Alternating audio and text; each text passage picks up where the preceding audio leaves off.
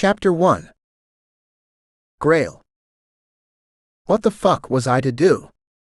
My baby had been confused by all the noise created by Austin, with Parker trying his best to prevent him from taking her. Parker didn't know what Austin's intentions were. With all the shouting and arguing going on, Amy began crying, searching for me with her little eyes. It had to be traumatic for her, because she wasn't used to the yelling erupting around her. And she wanted a bottle, and in the middle of her getting her diaper changed by Parker, Austin insisted that he do it because he was the father. A night that had begun with so much promise for a reconciliation with Caden had turned into a nightmare for all involved.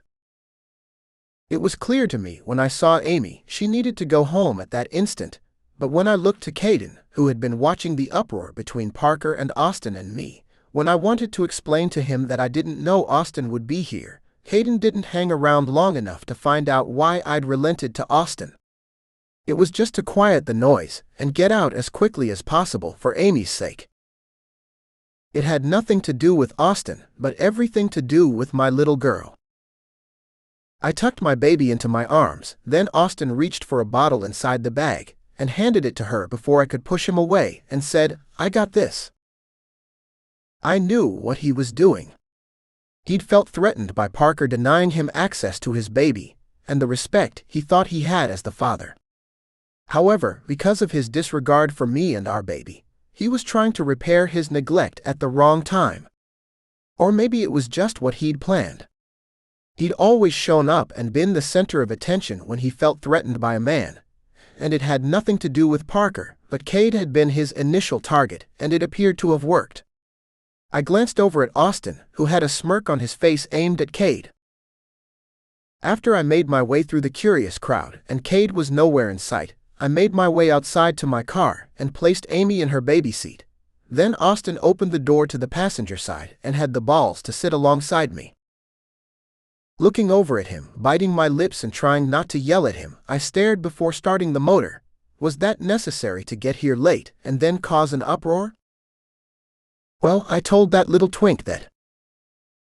I wish you wouldn't refer to Tony's partner as a twink. He's a man and a beautiful soul, and he was just looking out for Amy and me. If you had been with Amy occasionally, then all of this could have been avoided. Babies forget easily if they don't see you often. You don't understand, Gray. I wish you wouldn't call me that, I said, pressing the button, my feet on the brakes, then releasing it, and the car started up and I drove in the direction of my home. I always called you Gray. I suppose that is only for that. I glanced over at Austin away from the traffic for a second. Young boy you're dating. And he's not a boy. He's a man. I know a boy when I see one. I cut him off. I just bet you do, I mumbled, my voice filled with scorn and accusation. I turned and kept my eyes on the road for the sake of the baby. And a woman too. I was being mean. It didn't faze me that Austin had been with a woman. I had long past caring about his affairs with men or women, but he wanted to have his cake and eat it, as my mother had said. Austin overlooked or disregarded what I'd just said, choosing to make his point. You can't deny that he's barely 21 or 22, but I know he's not a day or year older than that. I bet he doesn't have any hair on his balls. Austin had finally crossed the line in so many ways, and I had to stop him. Enough. I don't think my relationship or love life is any of your business, I warned. When it comes to my child, I don't want him around Amy unless you two are married, he said to my surprise. You are being ridiculous. What's the matter? Your boyfriend isn't doing the things you like. You know what I like in bed. And he placed his hand on my knee. Don't you ever touch me like that again. If you must know, you give me the creeps. I don't know you, and I don't ever want to know you like that anymore. Now cut it out, Austin. He glanced at me and slid his mouth to the right side and crossed his arms. Drop me off at my boyfriend's house. I took a right turn, hoping that I didn't have to spend any longer with Austin than I had to.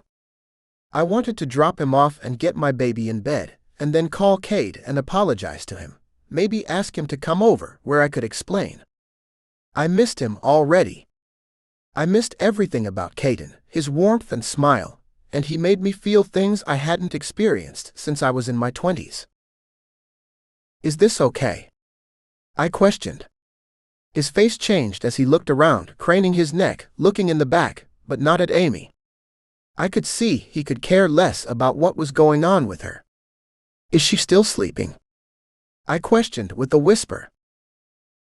As an afterthought he said, yeah, she's still sleeping, but where the fuck is my Range Rover? I left it here with Zack, now where the fuck is he? Keep your voice low. I don't have time to play 20 questions about Zack. You must have known the kind of man he was before you fell in love with him. Then Austin's SUV drove up and Zack stepped out, before I could tell him to get out and close the door quietly. I'm not coming back tonight, Gray. I sucked my teeth because it was a waste of my time to correct him. Before I could drive off, Austin was standing with Zack, and they appeared to be arguing. I knew it had to be about Zack driving his car. He must have left the spare keys at his house that I'd returned, and Zack, who'd probably never driven a new car in his life, went for a joyride like a teenager. Or worse, if Austin was out of luck with his new boyfriend and Zack had taken another man for a ride. I chuckled at the metaphor. I pulled away from the curb, knowing that Austin wasn't violent. However, I slowed the car to observe their body language in the rearview mirror. Austin's hands were flaying to the sides as he had done many times when he was upset, but he was just being a dick about his car. Perhaps he was jealous and thought Zack was with another man. I couldn't hear his conversation, and I didn't care. I don't want to see him get into it with Zack, I thought, as I paused the car for a moment before leaving the subdivision. Austin had never shown that amount of concern about me whenever I had a late meeting or had gone out of town on business. However, I wasn't sure about Zack being a violent man. In any case, I knew little about him, except he'd been a fussy cunt about everything, and he didn't mind fucking around with someone's boyfriend or partner. I didn't fault him for that, because Austin should have had more restraint and better sense when it came to fucking a stranger at my cabin. Yet when nature called you to that one particular person, you would do whatever it took to be with that individual. I believed Austin when he said that Zack was the one for him. He demonstrated that when he'd left his prized possession, his car, in the hands of a man he'd known for only a few mornings. Watching and listening as their voices died down to a comfortable level and the lights in the nearby houses went dark, after they'd lit up when the arguments began between the two of them, I felt secure that it would be a minor disagreement, which prompted me to put my foot on the gas and drive away chuckling and thinking that they deserved each other. And I was sure I'd hear about it later from no other than Austin.